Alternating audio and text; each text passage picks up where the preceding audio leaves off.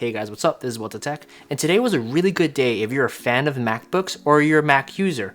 Apple unveiled two new Pro variants of its MacBook line, a new 14-inch and 16-inch variant, in order to show that it takes the Pro moniker very seriously still. All of these have a new redesign as well as new faster processors, the M1 Pro and M1 Max. Yes, I know their names aren't the greatest indicators, but they're very consumer friendly. The Apple event today was really exciting because what Apple has shown of its Apple Silicon push, the M1, when it debuted on the MacBook Air and MacBook Pro 13-inch, was that Apple could gather a lot of power per watt. In fact, it was actually leading in power per watt compared to, I think, anyone at the moment.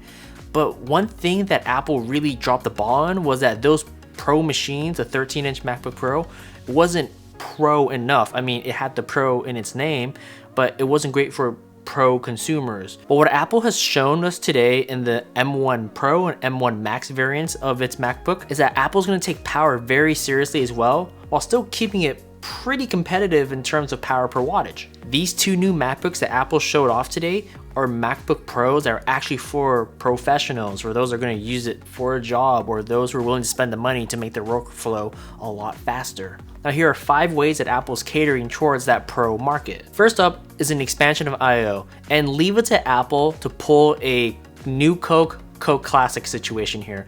They first took away these ports, HDMI, SD card slot reader, and headphone jack. Oh, nope, sorry, wrong device. I mean MagSafe. Well, now they're bringing them all back. And not only are they bringing it back, they're bringing it back and charging you more. They even mentioned how convenient it was. And you know what? I don't want to attack them too much or that much at all, because I'm just happy to have them back, because whether we like it or not, a lot of these companies follow Apple and the trends Apple takes. By bringing back HDMI, maybe we might see HDMI return to a bunch of other Pro level laptops as well. With the return of these ports, we are still keeping 3 Thunderbolt 4 ports, and those Thunderbolt 4 ports are certified Thunderbolt, so there is a Thunderbolt controller inside of the SoC. So there's a little bit of intel on all your Apple Silicon machines anyways. The nice thing about having this new dedicated Thunderbolt controller into the Apple SoC is that you can finally drive these large Thunderbolt displays, and you can drive multiple of them, not just one. You can now drive 3 full functional XDR displays as well as a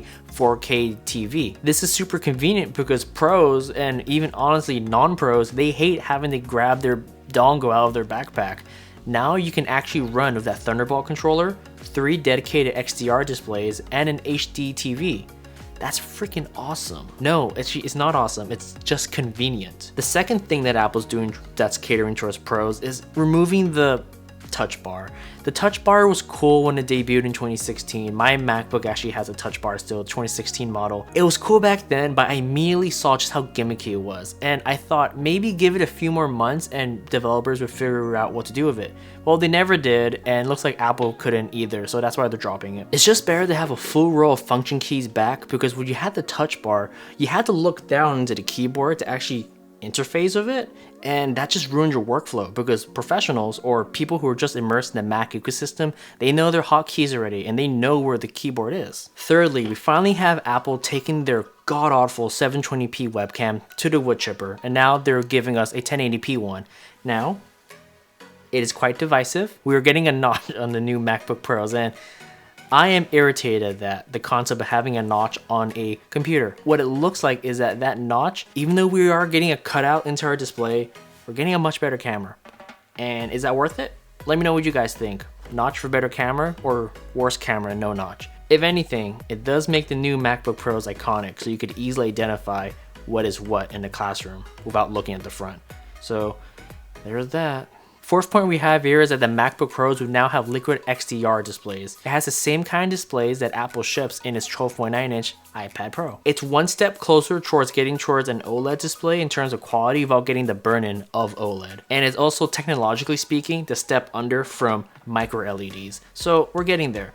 You're getting 1000-bit sustained brightness as well as 1600 at highest brightness, I believe. So blistering high brightness, but also most importantly, it can actually support and display HDR content. So you can actually edit HDR content on your MacBook. Fifth and lastly, and this stuff is a little more nerdy technical, some of the things that I kind of appreciate more, is that Apple is finally giving Pro users the ability to have more than 16 gigabytes of RAM.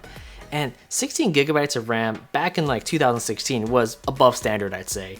Now it is anemic. You want 32 gigs or 64 in order to be at the pro workload. Having a 32 and 64 means Apple's taking the pro space very seriously at the moment with its M1 Pro and M1 Max offerings. Because everything is shared within the same Apple M1 Pro M1 X SoC, the 64 gigabytes of RAM, if you option for it, the GPU can utilize all 32, most likely won't, but it could utilize 30 gigabytes of that unified shared memory.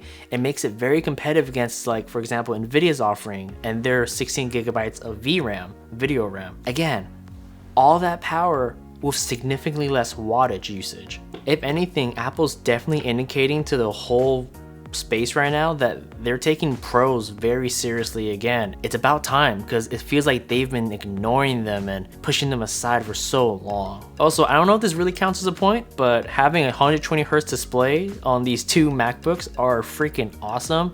I didn't put it necessarily something that Apple's catering to pros for, because that's a feature that everyone could benefit from, but the pros will really enjoy it, I'm sure. With the addition of all these new pro features, Apple can now command an even higher pro pricing. The very cheapest option starts the MacBook Pro 14-inch at around $2,000 US. And when I looked at the configurator on Apple's website, I wouldn't want that model. I'd probably want to upgrade the CPU from M1 Pro to M1 Max, probably the cheapest M1 Max silicon. And then I'd probably want 64 gigs of RAM. And if I have that configuration, I definitely would not start off with a ½ terabyte option. I'd look at 1 terabyte or maybe consider 2 terabytes. That puts me at almost $4,000, $3,899, I believe. And that's a pretty penny. That's very expensive for that kind of machine. But we have to consider that it's all of that I've just said out there, right? But it's mobile, it's portable, it's something you can take with you on an airplane to the park. It's your workstation on the go, and for the first time, I think that workstation on the go from Apple is finally going to be worth it. Back in the late Intel era for Apple, they made some pretty craptastic machines that just overheated all the time. Well, now it looks like this current stage of Apple Silicon is very refined. It's only going to get better, and this is proof that it's continuously getting better. But complaining about the price of the upgrades and configurations in the MacBook is not the main point of this video. The point of this video is mostly to talk about how Apple's taking pros seriously again, and this new lineup is a testament to that endeavor. I feel like these MacBooks are the culmination of Apple's full, not divorce, but separation from the philosophy and design ethos of Johnny Ives. Apple's finally starting to take function a little more seriously over form. They still primarily focus on form, but function is sprinkled in there a little more than usual.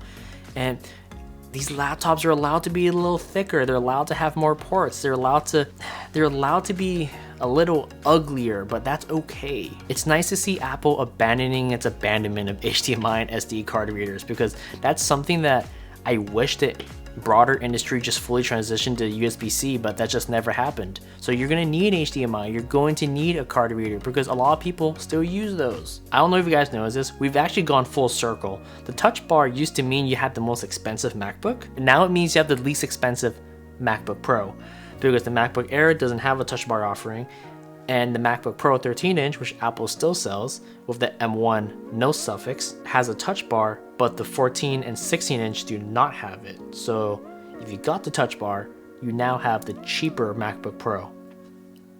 Alrighty guys, thanks for watching. I'll see you in the next one. Peace.